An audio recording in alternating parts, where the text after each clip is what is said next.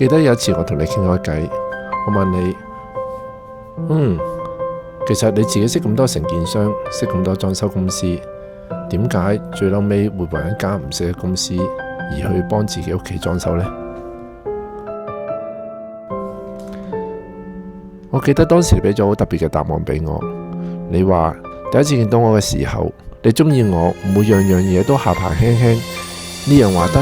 嗰樣又話得，呢樣又話做得到，嗰樣又話做得到，而係每一樣嘢都會諗過之後先至去答你。好多謝你最後選擇咗我哋。其實有同我會面過嘅客人或者認識我嘅客人都知道，我一向係唔會為咗討好客人，為咗接多一單生意而去專登講一啲客人中意聽嘅說話。因為我知道其實我嘅責任係喺未發生任何問題之前去提醒你，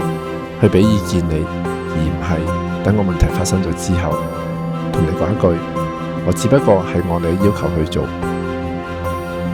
同客人 say no， 我知道有陣時會令到客人唔開心，但係